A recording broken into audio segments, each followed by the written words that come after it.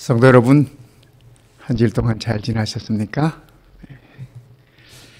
시간이 흐를수록 이 어둠의 시간들이 속히 지나갔으면 하는 마음이 간절한데 아직은 그렇지 못한 것 같습니다.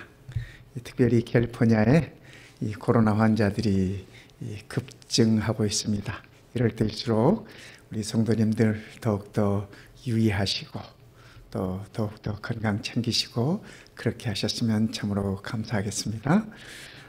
우리 최순호 지사님께서 기도해 주신 그 기도 말들이 우리 모두의 마음이 아닌가 싶습니다. 참으로 감사합니다. 잘 준비된 기도를 인하여 참으로 감사드립니다. 베드로의 편지를 계속해서 우리가 공부하도록 그렇게 하겠습니다. 오늘은 베드로전서 3장 1절부터 7절에 있는 말씀을 가지고 우리가 깊이 상고해 보겠습니다. 그래서 저는 이 말씀의 제목을 그리스도인의 가정생활 이렇게 붙여보았습니다.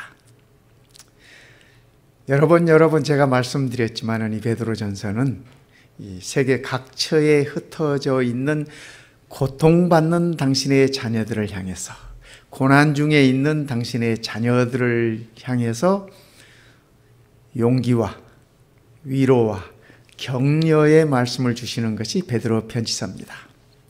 고난 중에 있는 이 하나님의 자녀들이 어떻게 그 고난을 견딜 수 있을까? 어떻게 그 고난들을 극복할 수 있을까? 그 중에 한 방편으로 사도 베드로는 성도들의 가정 생활에 관해서 언급하고 있습니다. 이 하나님의 말씀을 전할 때 성경을 가지고 1장부터 이렇게 쭉 차례대로 공부하는 것은 참으로 소중하고 좋습니다. 왜냐하면 어떤 주제를 정해서 성경을 찾아서 말씀을 전할 때도 좋지만 가끔 나를 향해서 저 말씀을 하시는 것이 아닌가 하는 그러한 그 생각들이 있다고 그래요. 그런데 1장부터 이렇게 쭉 공부해 오시면 딱 누구를 집어서 하는 얘기가 아니라고 하는 사실을 알 수 있죠. 그런 면에서 오늘 이 말씀을 우리가 마음 편하게 들여다보고 또 생각하고 그렇게 했으면 참 좋겠습니다. 고난이 많은 이 시대에 있어서 성도들은 가정생활을 통해서 그 고난을 극복할 수 있는 힘을 가지라고 사도 베드로는 우리들에게 그렇게 일러주고 있습니다. 자, 이 말씀을 보겠습니다. 아내된 자들아, 베드로는 아내들에게 먼저 말씀을 주세요. 아내된 자들아, 이와 같이 자기 남편에게 순복하라, 순종하라는 말씀이죠. 이는 혹 도를 순종치 않는 자라도 말로 말미암지 않고 그 아내의 행위로 말미암아 구원을 얻게 하려 함이니. 사도 베드로가 3장에서 제일 먼저 이 말씀을 주시는 분들은 이 아내들입니다. 아내들. 근데 이 어떤 가정이냐면 주로 베드로가 이 편지를 전할 때 흩어져 있는 이 디아스포라, 이 그리스도인들의 가정의 대부분 남편들이 이 교인들이 아닌 상황이었습니다. 우리도 성도님들 그런 분들 계시지 않습니까? 그래서 늘 우리의 기도의 제목이고 늘 관심의 대상이고 늘 그렇지 않습니까? 그런데 이 초대교회에 흩어져 있었던 많은 성도들의 가정들이 그랬어요. 그래서 혹 도를 순종치 않는 자라도, 그렇죠? 아직 믿지 않는 자라 할지라도 아내의 삶을 통해서 그가 구원을 받을 수 있도록 그렇게 하라, 그런 말씀입니다. 그래서 첫 번째 이유로 아내들아, 남편에게 순복해라, 순종해라. 믿지 않는 남편이라 할지라도 순종해라. 우리가 2장에서도 공부했지만 이 국가에 대해서 이렇게 순종하고, 그렇죠? 또 위의 권세에 관해서도 순종하고. 그래서 이거는 어떤 그 1등 국민이 되라는 얘기입니다. 그렇죠? 마찬가지로 가정에서도 역시 가정의 기둥은 아내들 아니겠습니까? 그래서 아내들이여, 이와 같이 자기 남편에게 순종해라. 근데 이 이와 같이라는 말씀이 무슨 말씀인가? 그죠? 2장에 볼 것 같으면 2장 끝 무렵에 우리를 위하여 예수님께서 그리스도께서 고난받으시고 우리를 구원하셨다고 하는 언급들을 하고 계십니다. 그래서 이와 같이라는 말씀은 그리스도께서 많은 고난을 받으시면서도 아버지 하나님의 뜻에 복종하신 것처럼 그 말씀이에요. 그래서 이와 같이라는 말은 예수님께서 이 땅에 오셔서 많은 고난들을 받으셨지 않습니까? 우리를 위해서. 그래서 그 고난을 중에도 고난을 받으면서도 아버지 하나님의 뜻에 복종하셨던 것처럼 아내들이여 그대들도 예수님처럼 남편에게 순종하라 이렇게 일러주고 있는 것입니다. 우리는 이 순종하라 순복하라 그러면 흔히 그렇게 생각합니다. 이렇게 남편은 위에 있고 아내는 밑에 있어서 순종하라는 것이 아닌가 그런 생각을 갖습니다. 그러나 사실 이 말씀은 어떤 그 위치에 관한 포지션에 관한 그러한 가르침이 아니라 가정에서의 질서의 중요성을 가리키는 말씀입니다. 그래서 아내가 남편에게 순종할 때 마치 예수님께서 아버지 하나님의 뜻을 따랐던 것처럼 말입니다. 그렇게 순종할 때 그 가정에는 질서가 있고 그 가정에는 평안이 있다고 하는 것을 베드로는 일러주고 있는 것입니다. 어떤 분이 농담으로 그러셨어요. 남자분이 하시는 말씀이 자기 집에서 자기는 이 넘버 5래요. 넘버 5. 그래서 이게 무슨 얘기입니까? 했더니 그 집에 제가 알기로 그 식구가 4명인데 이 두 아들과 이렇게 부부가 이렇게 4명인데 넘버 5라 그래서 왜 넘버 5냐고 물어봤습니다. 그랬더니 하는 얘기가 1번은 아내가 1번이고 2번, 3번은 두 아들들이 2번, 3번이고 4번은 집에서 기르는 강아지래. 그리고 남편은 5번이래. 그래서 5번이래요. 네, 성도 여러분. 그렇죠? 요즘 우리가 현대 이 가정들을 현대 사회를 우리가 얘기하면서 이렇게 뭐 유머스럽게 또 농담으로 그런 얘기를 하지만 하나님께서 우리의 가정을 하나님의 자녀들의 가정을 보실 때는 그렇게 보시지 않아요. 그렇게 보시지 않아요. 그렇죠? 네. 그래서 오늘 베드로전서 3장의 말씀 가운데 보면 아내가 남편에게 순종해야 되는 4가지 이유를 일러주고 있습니다. 그 4가지 이유를 하나씩 우리 한번 살펴보도록 하겠습니다. 첫 번째는 우리 주님의 명령입니다. 주님의 명령이에요. 아내된 자들아 이와 같이 자기 남편에게 순종하라. 이거는 뭐 순종하면 좋겠습니다. 그러면 어떻겠니? 뭐 이런 얘기가 아니라 우리 주님의 명령이에요. 아내들아 남편에게 순종해라. 가정의 질서를 위해서, 가정의 평화를 위해서. 그렇죠? 그래서 우리 주님의 명령이기 때문에 이 아내들이 남편에게 순종해야 되는 것입니다. 어떤 분이 그랬어요. 이렇게 이런 말씀을 들으면은 이렇게 자존심이 상하고 속이 꼬이고 그런데요. 그런데 성도 여러분, 이와 같이 어떻게 해요? 우리 주님께서 그리스도께서 고난을 받으시면서도 아버지의 뜻에 순종했던 것처럼 아내들도 가정에서 그렇게 하시라는 말씀이에요. 그러면 그 가정에 평화가 있어요. 그 가정에 평안이 있습니다. 그 가정이 밖에 사회에서 이루어지는 모든 고난을 극복할 수 있는, 견딜 수 있는 힘의 원천이 된다고 하는 사실을 우리들에게 일러주고 계시는 것입니다. 자, 순종하라는 이 말씀을 우리가 살펴보면서 이 아내와 남편의 관계가 주종 관계가 아님을 성경은 우리들에게 분명하게 가르쳐주고 있습니다. 분명하게 일러주고 있습니다. 하나님께서 아담과 하와를 창조하시고 처음 하신 말씀이 이 창세기 1장 27절 28절에 있는 말씀이에요. 하나님이 그들에게 복을 주시고, 이 그들이 누구예요? 아담과 하와예요. 아담과 하와를 창조하신 다음에 하나님이 그들에게 복을 주시고, 그러니까 아담과 하와에 동일하게 똑같이 공평하게 평등하게 복을 주셨다고 하는 사실이에요. 그래서 아담이 위도 아니고 하와가 밑도 아니고, 그죠? 아담의 갈비뼈를 이렇게 뽑아가지고 하와를 이렇게 지어주시지 않습니까? 그래서 하나님이 창조하실 때는 남자나 여자나 다 평등하게 공정하게 창조하셨다고 하는 사실을 우리는 이 성경의 말씀을 통해서 이렇게 볼 수 있는 것입니다. 그 다음에 갈라디아 3장 28절에 보면 그렇게 말씀하셨어요. 너희는 유대인이나 헬라인이나 종이나 자주자나. 여러분, 이 유대인이나 헬라인이나 하는 이 말에는 적어도 유대인들 편에서 봤을 때는 이 급이 다른 것입니다. 아시죠? 유대인들이 헬라인들을, 이방인들을 어떻게 취급했는지 아시죠?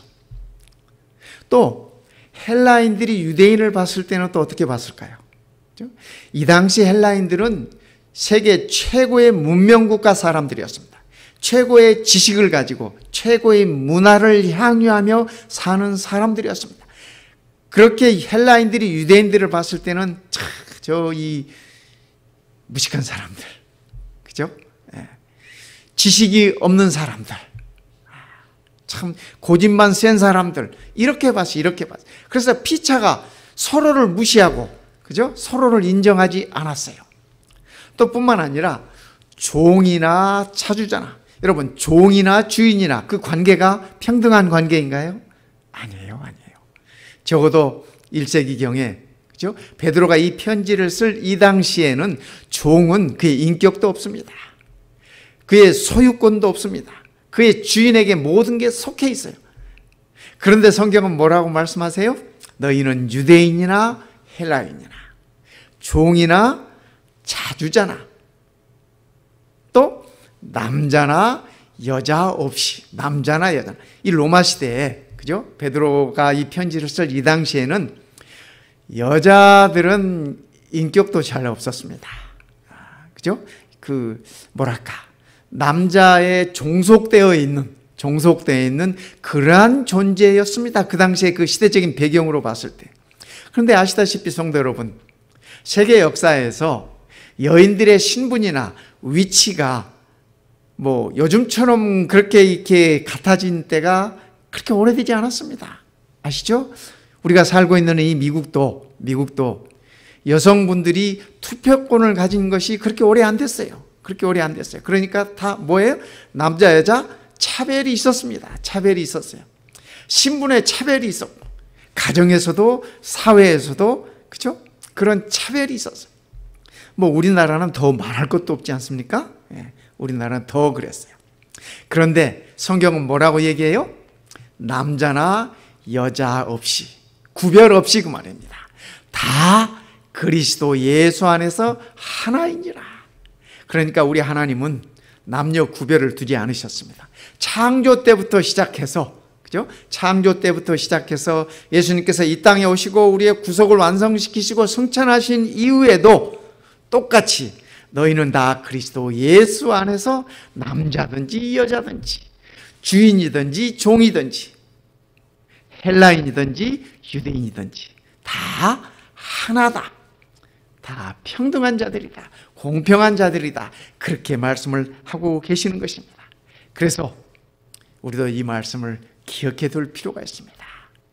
너희들이 아내들아 남편에게 순종하라고 말씀하시는 그 말씀에 우리 주님의 명령은 남자는 높고 여자는 낮아서가 아니라 가정의 질서와 가정의 평화를 위한 것이라고 하는 것을 우리는 이 말씀 속에서 깨달을 수 있습니다. 남편 된 자들아 이와 같이 지식을 따라 너희 아내와 동거하고 저는 더 연약한 그릇이요 또 생명의 은혜를 유업으로 함께 받을 자로 알아. 그러니까 생명의 유업을 남편과 아내들이 함께 받는. 남편이라고 더 많이 주고, 그죠? 아내라고 더 조금 주는 것이 아니라, 남자라고 많이 주고 여자라고 조금 주는 것이 아니라 우리 하나님 나라의 생명의 은혜는 다 함께 동등하게 같이 나눈다고 하는 사실을 우리는 이 말씀 속에서 보는 것입니다.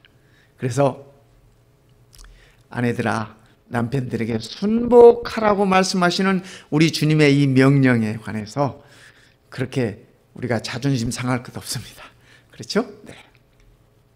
자, 두 번째, 아내가 남편에게 순종해야 되는 두 번째 이유. 성경은 이렇게 말씀하고 있습니다. 복음 증거의 기회가 되기 때문이다.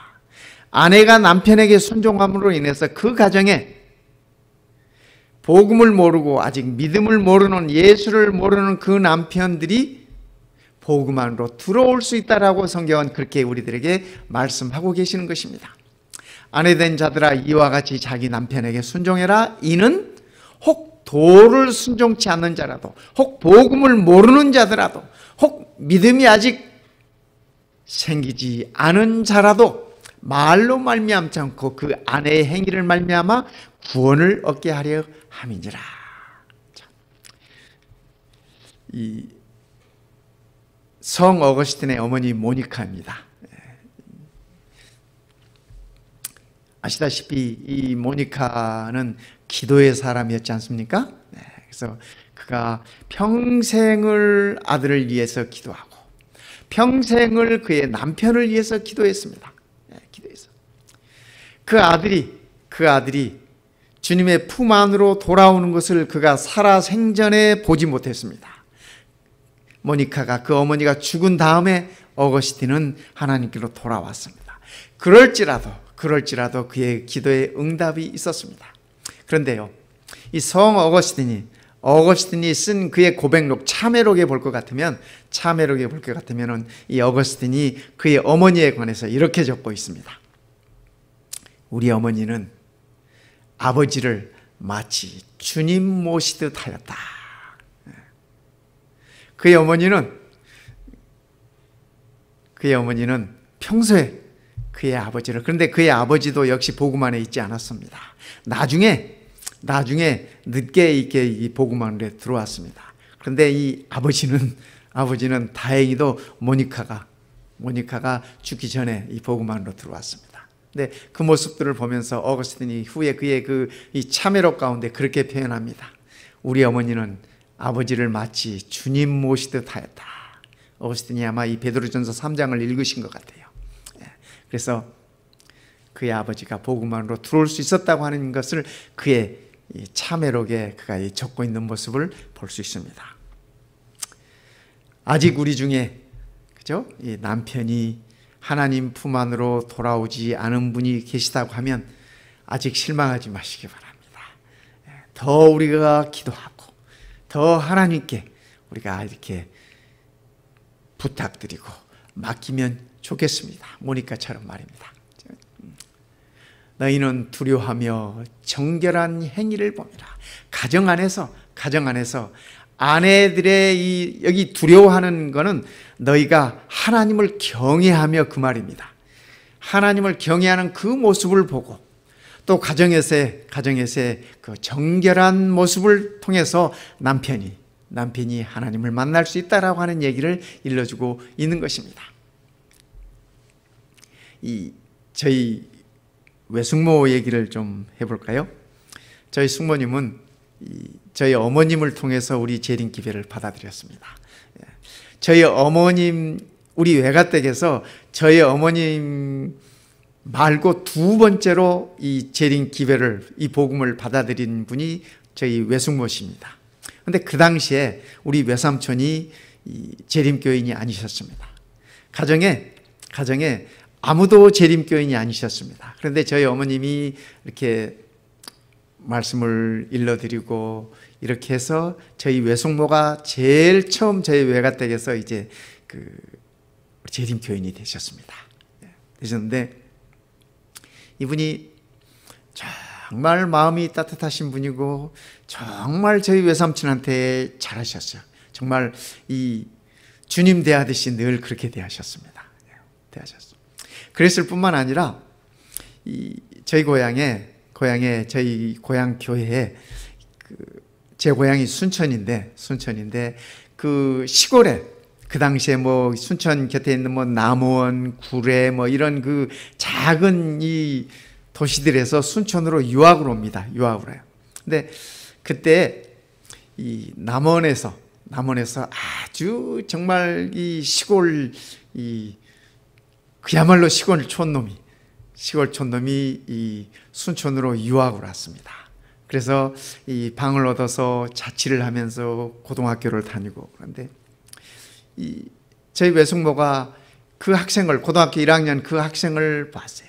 그래서 어떻게 하면 저 아이를 교회로 인도해 볼까 하셔가지고 늘 이 밭에서 가꾼 고추도 따다 주고 깻잎도 따다 주시고 호박도 갖다 주시고 된장도 갖다 주시고 뭐 늘 이렇게, 가끔 집에 데려다가 이렇게 밥도 먹이고, 그리고 학생 우리 교회에 한번 와봐 이렇게 해서 이렇게.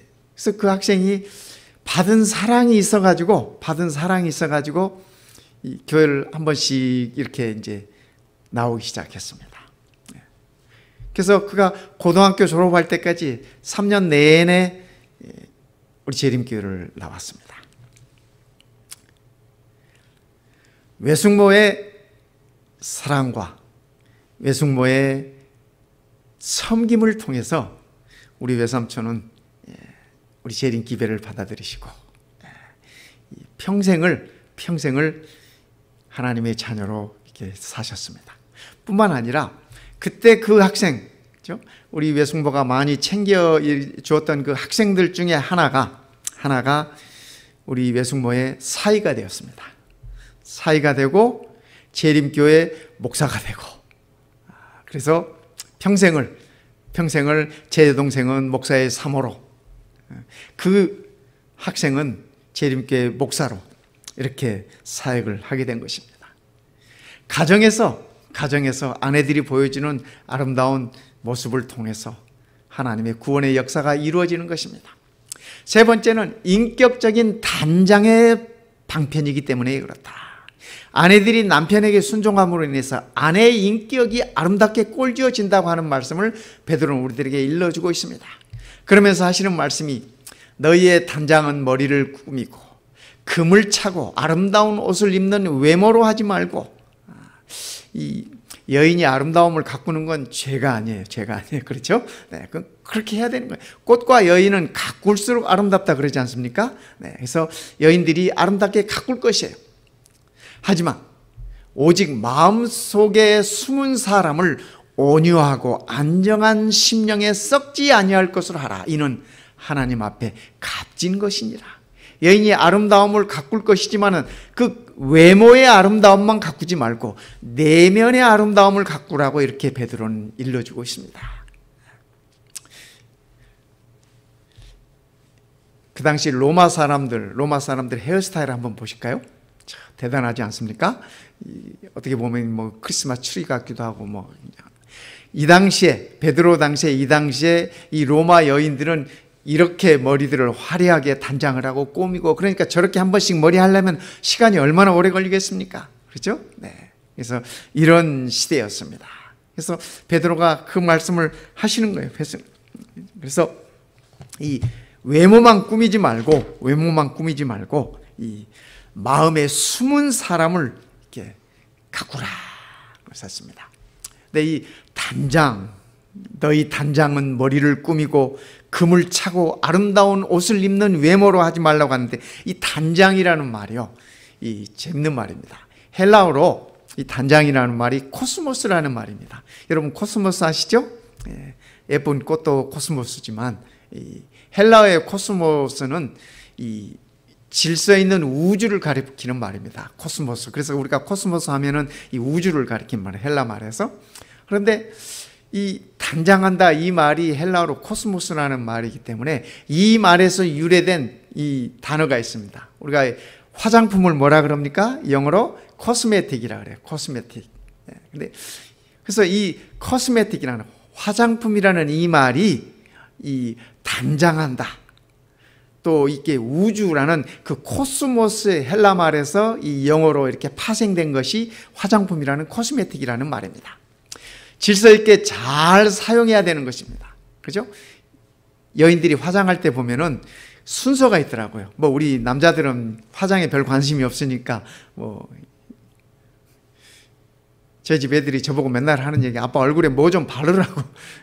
네, 그런 얘기. 제 아내도 늘 제게 그런 얘기를 했어. 뭐 얼굴에 뭐 좀 바르라고. 그런데 저는 얼굴에 뭐 바르는 게 뭐 별로 뭐 이렇게 신경이 쓰이지 않습니다. 그래봐야 그 얼굴이 그 얼굴이지 뭐 이러면서 말입니다. 근데 여인들이 화장할 때는 순서가 있더라고요. 기초 화장을 해야 되고 그 위에 또 뭐 해야 되고. 근데 질서가 있어, 질서가 있어. 여인들이 그거를 아무렇게나 하면은 화장이 안 돼. 화장 잘 받지도 않고 그런데. 그런데 이 코스메틱스, 이 질서. 화장하는데도 순서가 있고, 그죠? 가정을 이룸에도 질서가 있고 그런 얘기입니다. 그래서 여인들의 단장이라고 하는 것은, 그죠? 외모를 단장하는 것도 중요하지만 우리 사도 베드로는 속 사람을 단장하는 것이 더 중요한 것이다.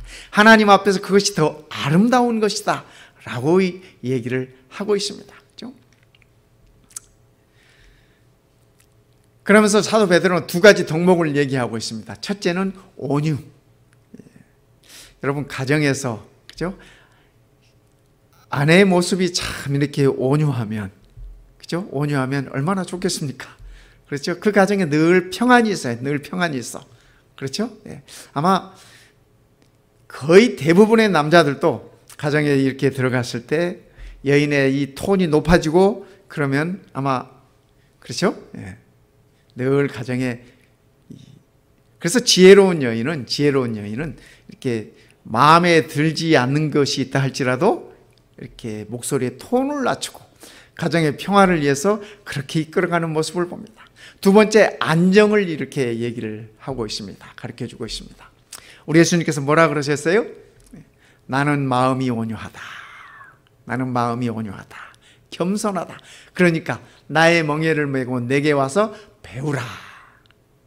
그러면 너희의 마음이 쉼을 얻으리라. 우리 사랑하는 아내 되시는 분들이시여, 남편 때문에 쉼이 없지 않게 되기를 바랍니다. 우리 예수님의 온유하심을 따라서 그것을 배워서 소유함으로 늘 쉼이 있으시길 바랍니다. 가정에서 쉼이 있게 되기를 바랍니다. 그래서 아내들의 마음이 쉼이 있으면 그 가정은 진실된 안식처가 되는 것입니다. 베드로는 그것을 우리들에게 일러주고 있습니다. 성경에 보면 재밌는 말씀이 있어요. 잠언 11장 21절에 보면 아름다운 여인이 삼가지 아니하는 것은, 아름다운 여인이 아무렇게나 행동하는 그런 것들은 마치 돼지 코에 금고리 같으니라. 여러분 그 돼지 아시죠? 제가 이 사진을 여기 띄울까 하다가 그만뒀습니다. 이 돼지 코 아시죠? 돼지 코. 돼지 코에다가 금고리를 이렇게, 여자분들이 귀에다 이 금고리도 하고 뭐 이렇게 목에다 걸기도 하고 뭐 그러지 않습니까? 그런데 그 돼지 코에다가 금을 이렇게 걸어봐야, 그렇죠? 아무리 비싼 거, 아무리 멋진 금고리를 갖다 그 돼지 코에 걸어봐야, 그렇죠? 돼지 코예요, 돼지 코에. 아름다운 여인이, 그죠? 외모가 아름다운, 그죠? 이 아름다운 여인이 행동이, 그죠? 아무렇게나 질서 없이, 그죠? 예, 아무렇게나 이렇게 한다면은 돼지 코에 금고리 낀 거나 같다. 성경에 그렇게 말씀하고 계십니다. 참 감사한 건 우리 성도님들 가운데 이런 분들이 없음을 인해서 참 감사합니다.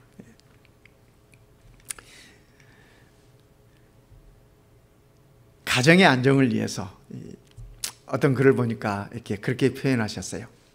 남편이 하나님에 대하여 많은 얘기를 하지 말고 믿지 않는 남편을 하나님께로 인도하기 위하여 그가 알고 있는 하나님에 대해서 자꾸 이렇게 많은 이야기를 하지 말고 하나님께 남편에 대하여 더 많은 이야기를 해라. 이 말씀은 무슨 말씀이냐면 남편을 위하여 늘 하나님께 기도하라는 얘기입니다. 말로 해서 이렇게 예수님께로 끌어오는 건 쉽지 않아요. 제가 아는 어떤 여집사님이요, 남편을 교회로 인도해 보기 위해서 참 그 마음이 얼마나 이렇게 아름답습니까? 늘 평소에 어떻게 하면 남편을 이렇게 교회로 인도할까 하다가 하루는 아이디어를 하나 생각했습니다. 목사님의 설교 테이블을 잔뜩 갖다가 남편이 집에 들어올 때쯤 되면 매일 그걸 틀어놨어요. 매일. 그 말씀 듣고 교회 좀 같이 가자고. 얼마쯤 후에 그 여집사님이 제게 그렇게 말씀하세요. 목사님, 제가 우리 남편 들으라고 매일 말씀을 틀어놨는데요, 어느 날부터인가 집에를 잘 안 들어와요.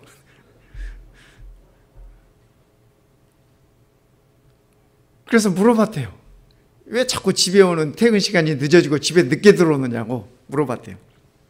그랬더니 머뭇머뭇 하면서 집에만 들어오면은 틀어놓고 해서 그게 듣기 싫어서 집에 안 오는. 그래서 그 집사님이 그 다음부터 작전을 다시 바꾸셨대요. 남편에게 하나님에 대하여 너무 많은 이야기를 하지 마시고 남편의 이야기를 하나님께 더 많이 하시기 바랍니다.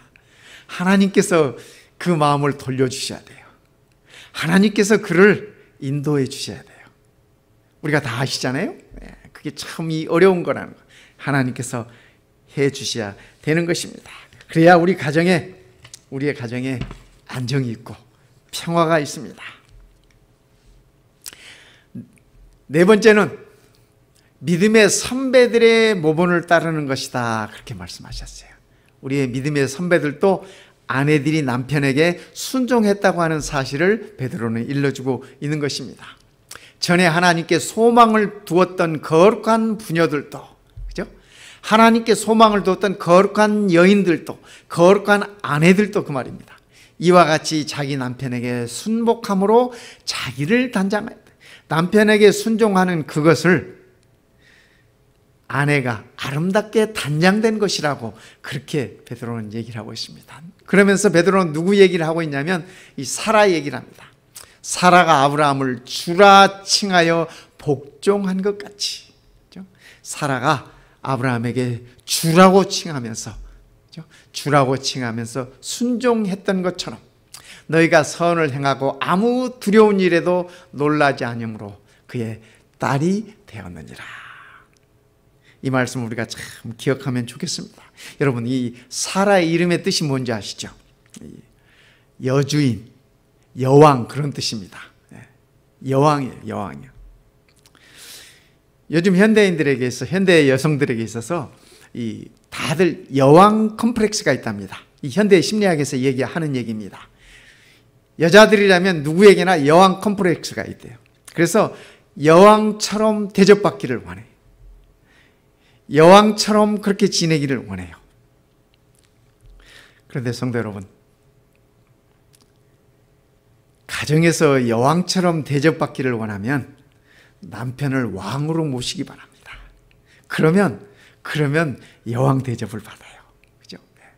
내 남편이 왕이 돼야 내가 여왕이 되는 것 아니겠습니까? 그래서 우리 사랑하는 아내들이 이 말씀을 꼭 기억하면 좋겠습니다. 사라가 아브라함을 주로 칭하여 복종한 것처럼 이 사라가 참 훌륭한 아내였던 것 같아요. 그죠? 성경은 그를 이렇게 소개하고 있지 않습니까? 어느 날 갑자기 아브라함이 우리에서 아내 사라에게 우리가 고향을 떠나야 할 것 같습니다. 이 집도 정리하고 가진 거 다 정리하고 떠나야 되겠습니다. 여러분, 여인들은, 아내들은 집에서 안정을 원합니다. 그렇지 않습니까? 안정을 원해요. 그런데 남편이 느닷없이 길을 떠나겠다고 하니까 그게, 그렇죠? 사라가 쉽게 이 발이 떨어졌겠습니까? 성경에 기록은 되어 있지 않지만은 이런 사라의 모습들을 통해서 우리가 이 행간에서 느낄 수 있는 것은 사라가 믿음으로 길을 떠나고 늘 아브라함을 서포트했던 것들을 우리가 알 수 있습니다. 제가 목회를 하기 위해서 앤드루스 세미나리를 가겠다고 했을 때 제가 기억이 납니다. 제 아내의 얼굴이 하얗게 변했어요. 전 산 사람의 얼굴이 하얗게 변하는 거 그때 처음 봤습니다. 처음 봤어요. 그럴 수밖에. 사라의 모습도 아마 그랬을 것입니다.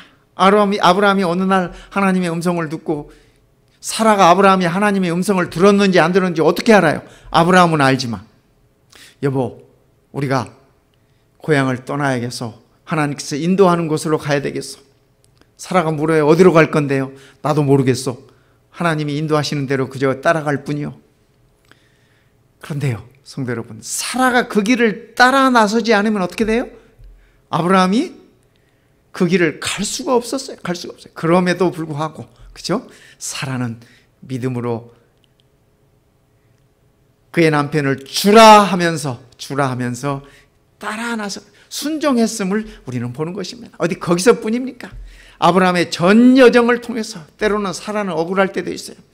남편이 거짓말해가지고 이 억울한 상황에 처하기도 하고, 그죠? 그럴지라도 그가 끝까지 순종함으로 따랐던 것을 우리는 알 수 있습니다. 성도 여러분, 아내들의 아름다운 모습이 그런 것이라고 그렇게 얘기합니다. 남편을 왕으로 대접하면 아내들이 여왕이 된다고 하는 사실을 기억하면 참으로 좋겠습니다. 남편들에 관해서도 말씀하고 계십니다. 이 아내들에게는 길게 이렇게 말씀을 하셨는데 남편들에게는 한 줄로 딱 이렇게 적으셨어요. 왜 그랬을까 생각을 해보니까 우리 여인들은 이렇게 섬세하신 분들이잖아요. 그래서 베드로가 이렇게 자세하게 적었어요. 남자들에게서 이렇게 말씀하셨어요. 남편 된 자들아, 이와 같이 지식을 따라 너희 아내와 동거하고, 저는, 아내들은 그 말이죠, 저는 더 연약한 그릇이요 또 생명의 은혜를 유업으로 함께 받을 자로 알아. 귀히 여겨라. 남편들아, 아내를 귀하게 여겨라. 이는 너희 기도가 막히지 아니하게 하려 함이라. 우리 남편 되시는 우리 모든 성도님들, 이 말씀을 꼭 기억하십시다. 이 말씀을 제가 이렇게 분석을 해보니까 4가지로 이렇게 말씀을 주셨어요. 4가지로. 첫 번째는 지적인 영역이에요. 지적인 영역. 그죠? 네. 남편의 자세를 얘기하면서 아내에 대해서 잘 알아가라. 그래서 저도 이 말씀을 이렇게 생각하고 준비하면서 이 가슴이 뜨끔뜨끔 많이 했습니다. 저는 제 아내를 잘 안다고 생각했어요. 왜냐하면 제가 10살 때부터 우리 아내를 처음 봤어요. 제 아내를 이렇게 10살 때 처음 만났으니까, 뭐 그렇다고 뭐 그런 관계로 만난 건 아니고. 그러니까, 그죠? 얼마나 오랜 세월을 알았습니까? 그래도 결혼해서 살아보니까 몰라도 너무 몰랐더라고요. 어느 방송에서 이 부부에게 이렇게 이 어사인을 줬습니다. 동일한 질문을 남편에게 따로 주고 부인에게 따로 주면서 그 대답을 얻는 것입니다. 언제 만났느냐, 어떻게 만났느냐, 남편에게 아내가 좋아하는 음식은 뭐냐, 아내가 좋아하는 색깔은 뭐냐, 아내가 좋아하는 음식은 무엇이냐, 여기 쭉 똑같은 질문을 했어요. 그런데 대부분의 아내들은 70% 이상 남편에 대해서 정확한 이렇게 인포메이션을 알고 있어요. 정확한 답을 냈어요. 그런데 대부분의 남편들은 20% 이상 잘 못 맞췄어요. 네. 아내가 뭘 좋아하는지, 무슨 음식을 좋아하는지, 뭐 저도 그런 사람 중에 한 사람이었다는 생각이 들어서 참 이렇게 가슴이 찔리긴 합니다만, 남편들아, 아내에 대해서 잘 알아가거라. 제가 그 프로그램 이렇게 이 서베이에 나온 거 보면서 참 몰라도 너무 모른다 하는 생각을 했습니다. 두 번째, 신체적인 영역입니다. 이 함께 동거하라고 하는 이 말씀은 함께 시간을 나누고 함께 삶을 나누라는 얘기입니다. 그렇죠? 네. 뭐 이 농담으로 그런 얘기 하지 않습니까? 뭐 이렇게 경상도 사람들은 집에 오면 뭐 왔나? 그러고 밥 먹자. 이러고 이게 짧게 얘기를 한다고 하는데, 그죠? 우리가 가정에서 서로의 대화가 필요하고, 그죠?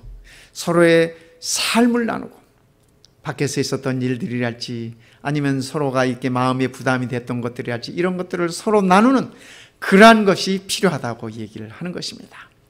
또 세 번째, 정서적인 영역입니다. 정서적인 영역. 그죠? 참, 연약한 그릇이에요. 자칫하면 깨져요. 그죠? 예. 그래서 말 한마디라도 부드럽게 하고, 함부로 대하지 말고, 함부로 대하지 말고.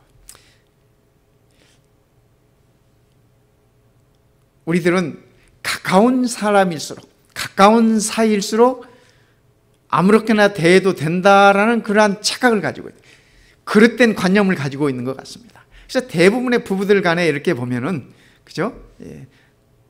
아내에 대해서 함부로 해, 함부로. 그죠?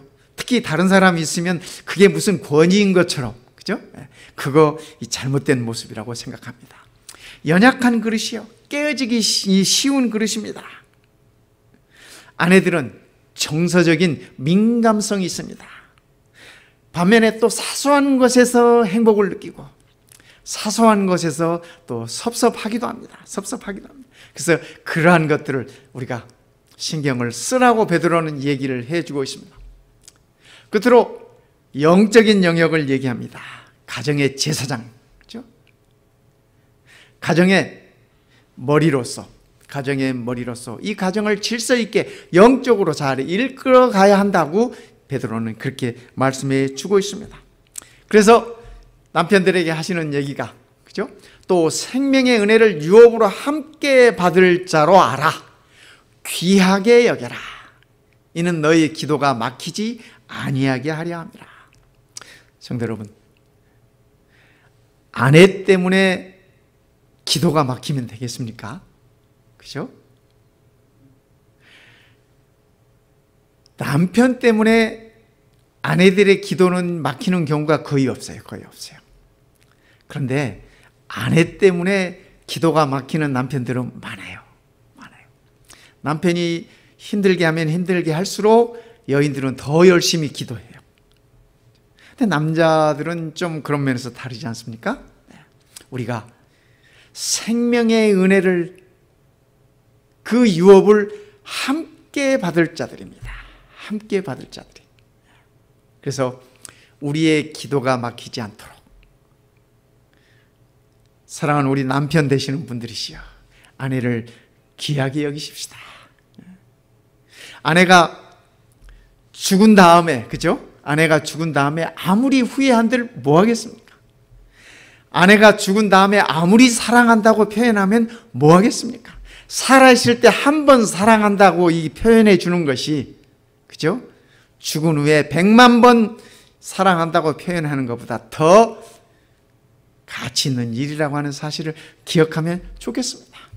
아내를 귀하게 여기라고 사도 베드로는 우리에게 그렇게 말씀해 주고 있습니다. 정말 가장 귀한 분이 아내들이 아니겠습니까? 베드로는 우리들에게 우리의 평안한 가정을 위해서, 행복한 가정을 위해서 그렇게 일러주고 있습니다. 사랑하는 성도 여러분, 남편들은 아내를 귀하게 여기시기 바랍니다. 전에는 이렇게 늘 잔소리처럼 들렸던 얘기들도, 그죠? 저는 요즘 밥을 먹을 때 누가 저보고 밥 더 먹으라고 말해주는 사람이 없어요. 전에는 늘 곁에서 이것도 더 먹어라, 이것도 먹어봐라, 뭐 이것이 몸에 좋다, 뭐 늘 그러는데 요즘 밥 먹는데 누가 나보고 밥 한 숟갈 더 먹으라고 얘기해 주는 사람이 없다니까? 성도 여러분, 아내를 귀하게 여기시기 바랍니다. 또 아내 되신 여러분들, 남편을 주로 여기시기 바랍니다. 사라처럼 말입니다. 그러면 우리의 가정이 평화와 안정이 있고 축복이 있습니다. 홈 스윗 홈, 그죠? 뭐 집이 좋아서가 아니라, 그죠? 집이 이게 멋진 집이어서가 아니라 아내와 남편과 자녀들이 그 가정 안에서 사랑과 안정으로 있을 때, 그것이 홈 스윗 홈 아니겠습니까? 그래서 이 어려운 시기에, 이 고난이 많은 이 시대에, 고통이 많은 이 시대에 우리가 그 고통을 견디고 극복할 수 있는 힘은 우리 가정에서 비롯된다고 사도 베드로는 우리들에게 그렇게 일러주고 있습니다. 사랑하는 성도 여러분, 우리의 가정들이, 우리 모든 성도님들의 가정들이 홈 스윗 홈이 되었으면 좋겠습니다. 그리스도 안에서 가장 행복한 가정이 되었으면 좋겠습니다. 하나님께서 아담과 하와를 창조하시고 그들에게 복을 주셨던 것처럼 오늘 우리 모든 가정들에 하나님께서 동일한 복을 허락하실 것입니다. 오늘 이 안식일 우리 모든 성도님들이 하나님의 은혜 속에서 생명의 은혜 유업을 함께 나눈 자들로서 우리의 가정이 가장 행복한 가정이 되시기를 이 시간에 간절히 바랍니다. 하나님의 은혜와 축복이 우리 모든 성도들에게 함께 하실 것입니다.